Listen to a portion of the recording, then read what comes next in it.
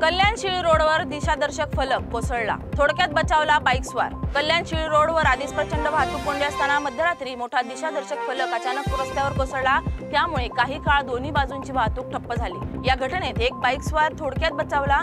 मनसे नेते राजू पाटील आणि पदाधिकारी योगेश पाटील घटनास्थळी पोहोचून पोलीस व अग्निशमन दलाच्या मदतीने फलक बाजूला करून वाहतूक सुरळीत करण्यात आली।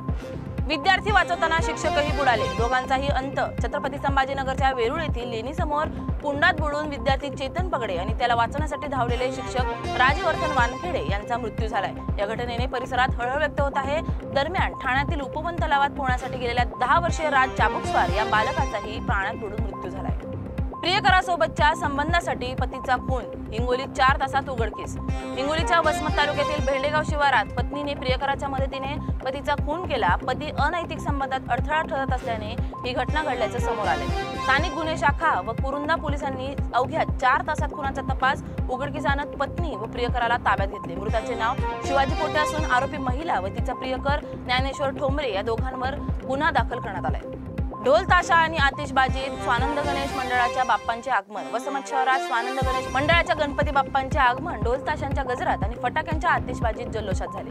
दरवर्षीप्रमाणे याही वर्षी मंडळ विविध समाजोपयोगी उपक्रम आणि आकर्षक देखावे सादर करणार आहे। बाप्पांचे दर्शन घेण्यासाठी भाविकांची मोठी गर्दी उसळली असून वातावरणात श्रद्धा आणि उत्साहाचं वातावरण होतं। गणेशोत्सवासाठी कोकणवासीय लाखोंच्या संख्येने दाखल। कोकणात गणेशोत्सवासाठी कोकणवासीय लाखोंच्या संख्येने दाखल झाले आहेत। आपल्या लाडक्या बाप्पाच्या उत्सवासाठी आपल्या गावी जायला मोठ्या प्रमाणात गर्दी करत आहेत। लांजा बस स्थानकात कोकणवासियांची मोठी गर्दी झाली आहे। कायदा आणि सुव्यवस्थेच्या दृष्टिकोनातून पोलीस प्रशासन देखील चोख बंदोबस्त ठेवून आहे।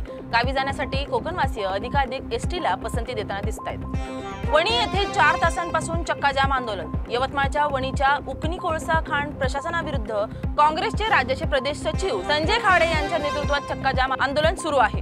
कोकणी खान ते जुनाट फाट्यापर्यंत रस्त्याची दुरुस्ती व पांगरीकरण करण्याची मागणी त्यांच्याकडून केली जाते। सकाळी 6:30 वाजतापासून रस्ता रोखण्यात आला असून काँग्रेसचे कार्यकर्ते आक्रमक झाले आहेत।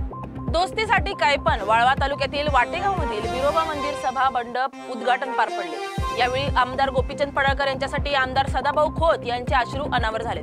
यावेळी बाजूलाच गोपीचंद पडळकर समोर हजारो प्रेक्षक होते। माझ्या शरीरात रक्ताचा थेंब असेपर्यंत शेवटच्या थेंबापर्यंत मी गोपीचंद पडळकर समवेत असेन असे सांगत आमदार सदाभाऊ खोत यांच्या डोळ्यात अश्रू अनावर झाले।